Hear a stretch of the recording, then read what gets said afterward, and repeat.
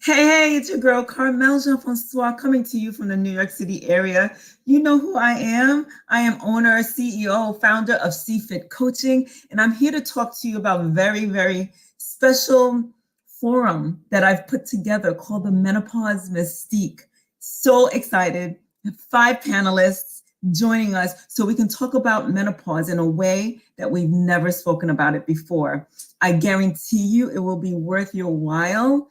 So meanwhile, what I would like to do is introduce you to one of the panelists. We're going to have a short, brief discussion. She is the nurse practitioner extraordinaire.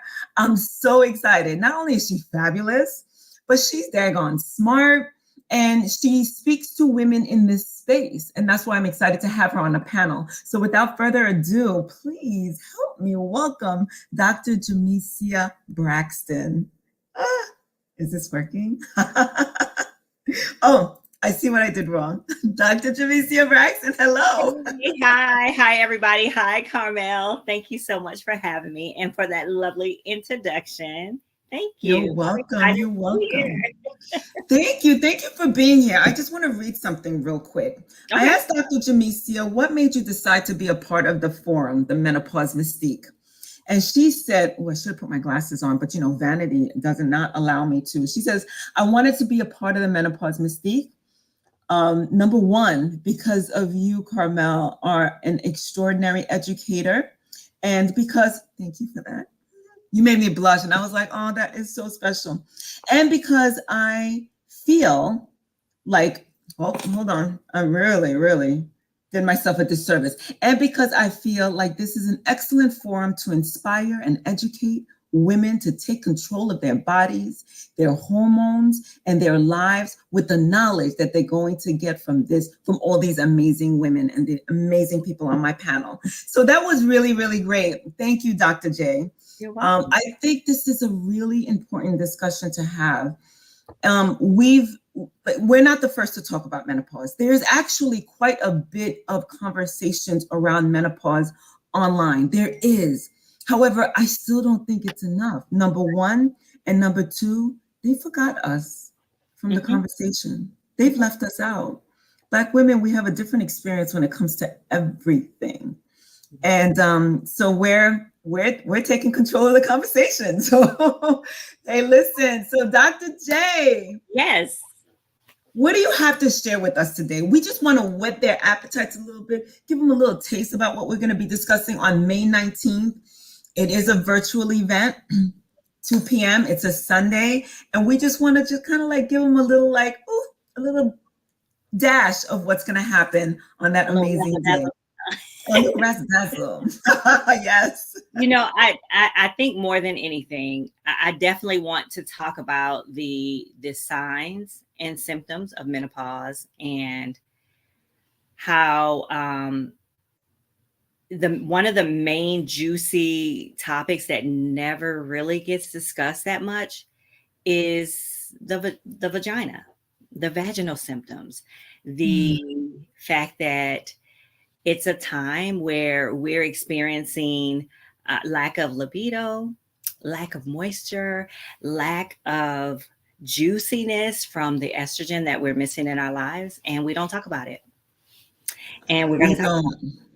We don't talk about it. It's interesting, right? Everybody knows about hot flushes. Everybody knows about the brain fog. We all know about certain things when it comes to that. And not only that, like I was discussing it with my sister Kathy the other day, and people just kind of like turn everything into a joke when it comes to menopause. They're like, oh, there she goes again, mood swings, menopause, right? But we're not talking about the vagina. The poor vagina is getting left out of the conversation. So do tell us. You said you have 10 signs. Well, and about menopause in general, just there's so many signs. But since we're only here for a small period of time, you and I just talking, and we don't want to take from the actual forum. I'm just going to talk about them just a little bit.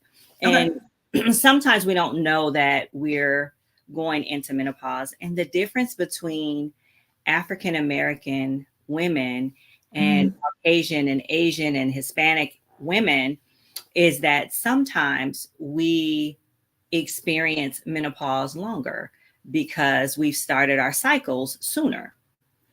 And some of us have started at the age of 7, at the age of 8.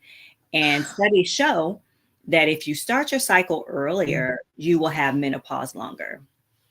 And yeah, and oftentimes we don't talk about that. And oftentimes we don't know that we're actually going into menopause. And one of the signs that you are about to hit menopause, which is your perimenopausal phase, that you start having symptoms. The moment you start having symptoms of irregular period, really, which is the first thing, right? We start having a decrease in our progesterone, which regulates our cycle. And we start to have either longer cycle or shortened cycle or a heavier cycle, or our blood, our discharge is different, and things start to change.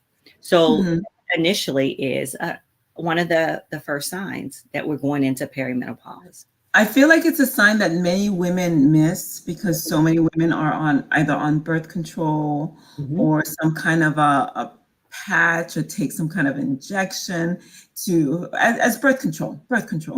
And somebody like me, I'll be the first to admit, the second I even saw anything in my underwear, I threw on a tampon. I threw in a tampon. Didn't see it, didn't want to see it, don't want to know. And I did myself a mix. I don't want to know what's happening there. Don't tell me. I'm just right. But I did myself a disservice because our periods tell us so much about what's going on in our bodies. Yeah. So I didn't want to interrupt, but I definitely wanted to point that out. Like, we miss that obvious, blatant sign because sometimes we're not paying attention, or we don't want to. Right. Yeah. And for me, I don't know about you, Carmelle, but I'm just going to tell all my business about my cycle, whatever. But I started when I was 8. I was 8 years old. I started my cycle, and I didn't know what was going on. I didn't know. You're a baby. Yeah, pretty much so. But it is what it is. The women in my family start early. Yeah, all of them. And for that, I am probably going to be in menopause a lot longer. Now, I started having shorter cycles. I started having irregular cycles because, let me tell you, I could pretty much mark the date, the time when it was going to happen, the hour, everything. I knew my cycle was starting. Very consistent. But then it started to change. So then I start looking at that. But I didn't think anything really of it. I just, it's just I'm getting older. I didn't even really think really of it. Right. And why would you? Nobody told you to pay attention. Nobody tells you to pay attention to that. Nobody tells you, right? No. We don't have the conversations, which is quite odd. Anyway, we don't even talk about starting your cycle as much. Now, I broke the cycle in my family. We had a whole new moon ceremony when my daughter started her cycle. Wow. Good for you. Because it's a rite of passage. So yeah. Also, another sign is breast tenderness. And we don't think about that. We don't think about that at all. And when your estrogen starts to shoot up and your progesterone shoots down, that inflammation comes in. And estrogen is great, right? It's great for a woman. But sometimes when you have too much, your body starts to feel it. And it feels it in the form of inflammation. I don't want to get all into that because I'm going to go into it a little bit more at the form. But that's another sign that we don't pay attention to, breast tenderness. And for someone like myself, I'm about to turn 55, these are the years where we can get pregnant easier because we ovulate more than once. Yes. So even though we have less eggs available to us during this time, we can have 2 present in a cycle. Wow. So that's another thing. So I don't want to go on that too much, but then we also have. That's actually amazing. And it makes sense why we have so many surprise babies at certain ages. Yeah, right. So that's too. Another sign, like I said, I started with the irregular cycle and then the breast tenderness, and then there's the hot flashes. We have hot flashes. Everybody's very familiar with that. So that's another sign, right? But also paying attention to your body you want to make sure that it's not something like your thyroid or your blood count. So you want to also pay attention and talk to your provider about that too, because it may not be menopause, but it could be, right? But the way I understand it and what I've been reading up on menopause is Mhm. that our lack of estrogen or our declining estrogen levels really affects all hormonal pathways. Mhm. And right. So even if we go to the doctor and they say, oh, yeah, it might be your blood and it's not necessarily menopause, that's not necessarily the case. But unfortunately, where was I reading it? About only 20% of OBGYNs are even trained in menopause, let alone your primary care physician. And Right. so it's good to seek more than the advice of more than one of your practitioners or more than one of your medical professionals. Yeah, absolutely. And 9 times out of 10, if you go to your medical practitioner and say, I'm having hot flashes, they will look for something, like that. However, there's a chance that they won't. But it's the signs that are not blatant, like the breast tenderness, the irregular cycles, heart palpitations. That's Heart another sign. palpitations. Yes, heart palpitations. Isn't it true that women in this age they're more prone to heart disease? Yes, absolutely. Is That that part also. of it? That's part of it as well. Cardiovascular disease is the number one killer. So in women, and we think it's breast cancer, but it's not. It's heart disease. So you want to be careful with that as well. So that's another sign. Another sign is very, very heavy sweating, also, and not just at night, throughout the day. So those are signs as well. And a lot. Independent of hot flashes? Independent of hot flashes, yeah. Oh, okay. And and and these signs are very bothersome because we have the sweaty pits, the stickiness. Our hair is plastered with the sweatiness. It's bothersome, and so it starts to mess with our confidence sometimes too. Yeah, I can imagine. Yeah.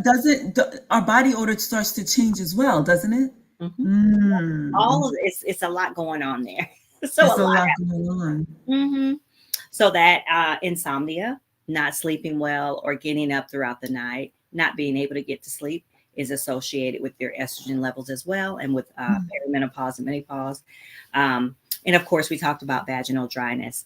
There's so much more to talk about there, and I'm going to save that one for our time when we do the menopause mystique.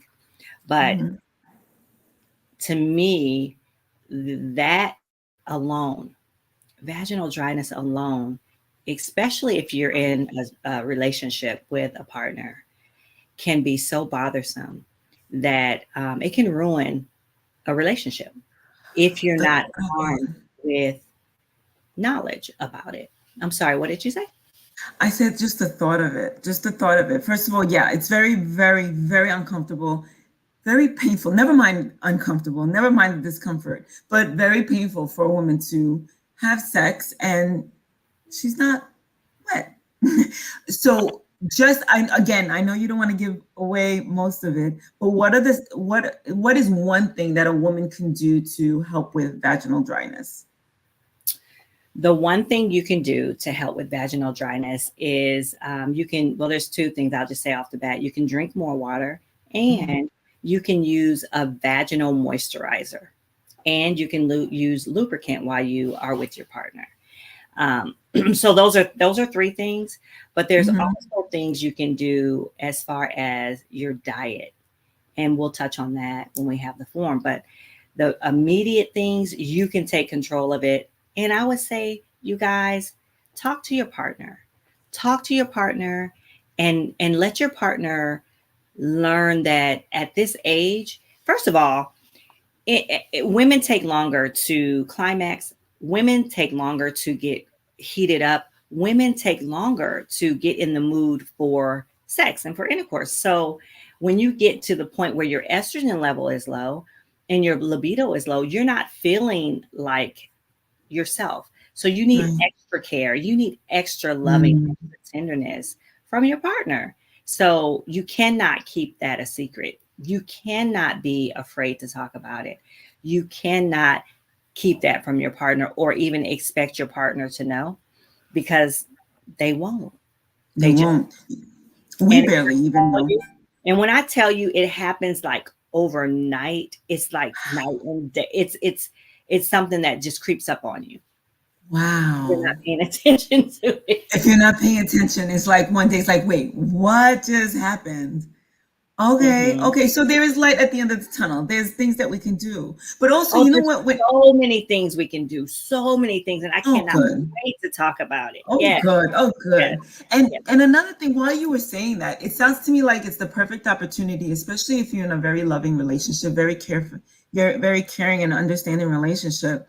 It sounds like this would be the perfect opportunity to just cuddle more and just sweeten Mm-hmm. up things and just really self-care and just play and get to know your partner in a very different way. So ladies, I feel like this is a nice opportunity for other stuff It that really when we were is. younger, we didn't have the time to do that. Let's just get it on. Yeah, like it really is, Carmel. And the beauty of that is the honesty of it, you know. And Right, we're very vulnerable at that time. We don't mhm, sometimes we don't even know what's going on, you know. right, And when you mhm, can open up to someone and talk about it, and that's another thing. That's why I feel like this menopause mystique is so important. Is that we're going to be talking about it, and if you have questions at the time, chime in, ask your questions. This is the time to do that. This is the time to just say what's on your mind and share with women who have been there, done that, who can give you tips and tricks to have a better sex life, to have a better daily life, to have a better body, to have, you know, just the juiciness of life at this age. I mean, mhm. yeah. There's a lot of power and there's a lot of liberation in it. Mhm. Knowing that, oh, number one, you can't get pregnant like once you've hit it. Oh, so I just wanted to touch on the terms perimenopause, menopause, and postmenopause. Yeah, I've been doing a lot of reading on it, but I would love for you to share what that is. yeah. Perimenopause is the moment you find out you're starting to have symptoms and your estrogen levels are all over the place, your progesterone's all over the place, your FSH, your TSH, free T3 and T4, and all that good stuff is off whack. So that's the 7 to 10 years of all of these symptoms. All of these And about symptoms. what age does that start It can generally? start generally. I don't want to say general. I'm going to just say anywhere from 35 to 55. That's the number that I've known for it to be Mhm, too. Yeah. mhm. There's a lot of other reasons why you could start earlier, but just generally, Hmm. if it's just you're natural, nothing's happening, you haven't taken anything out, you're not taking any medicine or anything like that, that will change. But um, so that's the time where you start having those symptoms that something Hmm. is different. Your hormones have changed. Your estrogen is going up, down, and all around. Your progesterone has dropped. Your testosterone has dropped. All these types of things are happening, and you're in perimenopause. That can go on for 7, 10, 11 years, where you have spotting, you have full blown period, you have heavy bleeding, you have no bleeding. Any bleeding within a 12-month period, you are still in perimenopause. Right. The moment you had 12 months free of bleeding, then you're in menopause. The moment after that, you're postmenopausal. Right. Right. So everything after that. Hmm. Everything after that. So menopause is like just one moment in time. And then Hmm. the rest is perimenopause before, everything after is postmenopausal. Post. Got Yeah. it. Got it. And you may, even after you stop bleeding, after the 12 months of not bleeding, you will still have and can have Hmm. symptoms of perimenopause. Hmm. So, yeah. So, with that, and I'm going to tell you, ladies, not everyone has hot flashes. Not everyone has a change in their cycle. Not everyone has mood swings. Not everyone has that. So, you may be one that doesn't. Right. But for the most part, people will experience at least 1 to 2 symptoms of menopause. I read in my research, I was reading that like women, Asian women to be exact, tend to not suffer from these symptoms that we do here You know on why? this side of the globe. I do know why. It's diet. Diet. It's diet. And more and more women are starting, as they adapt the standard American diet, they're starting to feel the symptoms that we feel here with the onset of perimenopause and menopause. So that's an interesting fact. And that's another thing that gives me hope, right? Because I feel like if we just pay attention to our foods, and y'all know I'm always going to sneak food into a conversation. We could be talking about sneakers and I'm going to be like, well, nutrition. I'm always going to sneak nutrition in. But if we start paying attention to what we're eating, and we're definitely going to be discussing that during the Menopause Mystique, and that conversation that I'm so highly looking forward to, come May 19th, Sunday, May 19th at 2 p.m. We'll be talking about all of it. We're going to be talking about sensuality. We're going to be talking about metaphysical healing with our menopause doula. We're going to be talking about medical practices and things that we can do in that realm with our guest right here, right now, Dr. Jemecia. We're going to be talking about how exercise and fitness plays a role with Ren Jones, our menopause-informed fitness trainer. We're going to be talking about going whole food plant-based as somebody who's going through perimenopause and menopause. And so I'm really excited about our lineup. I feel like this is a conversation that's long overdue amongst us. And of course, everybody and anybody should join, men included, younger women included. Tell your neighbor, tell your sister, tell your mom, tell your cousin, tell your teacher. Just tell people, just like, listen, this is a conversation that needs to be made mainstream so we understand what we're going through, and we understand what mom's going through. We understand what sis is going through. And I think it's an important conversation. It's such an important conversation. Yeah. It really is. And I cannot wait until you talk about food, you guys, because when I tell you food is a game changer during menopause, it is a game changer. And I know we're going to have all kinds of tips and tricks at the forum. So we certainly will. We certainly will. And you know what? We're going to make talking about menopause sexy. That's what we don't know how to do anything else. We're just going to make it sexy and make it something that we want to talk about and that we're eager to hear about. So come purchase your tickets. Tickets are on sale now. I'm going to leave it. I should have put it on beforehand, but I didn't. You guys could come back. You can type it in. Just put your page up there. Okay, under like if you do comments, I think. In comments, but you know what? I don't know the URL. So you know what, everybody? You guys will forgive me, right? And you'll come back. I'm going to immediately, once this post, I'm going to come back. I'm going to put in the show notes. If not, just follow, just subscribe. Cheap way for me to say subscribe to my channel. And I'm going to be having all kinds of information on here so that you can just jump on, click the link, learn a little bit more about all of our speakers, learn a little bit more about why we're even having this conversation. I have a lot of content on our landing page in and of itself. And we just want people to learn. We just want people to normalize this conversation. So without anything further, what else, Dr. J? Anything else you wanted to add to the conversation? No, I didn't. I just, gosh, there's so much. And I just want everyone to come and enjoy the conversation and learn. Because there's nothing like having the knowledge for yourself and the tools that you need to get through menopause. And, it can be beautiful too. It really can be. It can be a beautiful time. So, and that's what I want to promote: the aura, the power, the beauty of menopause, of this time of life. It's not something that we should not be looking forward to. It's just another part of our lives, and we can thrive. We can thrive at this stage. So with that said, thank you, Dr. J, for joining us. Thank you for everybody who's listening. If you have any questions, definitely leave a comment. And if you're not doing anything on Sunday, well, make it a point. Just put it in your calendar. This is where you're going to be. Sunday, May 19th at 2 p.m., the Menopause Mystique, where we discuss the aura and the power of change. YMCBYBF. Thank you. She sends us a nice heart. She or he sends us a nice heart. Thank you. So definitely let the people around you know, and we'll see you here then. Yes. Bye, everybody. Bye.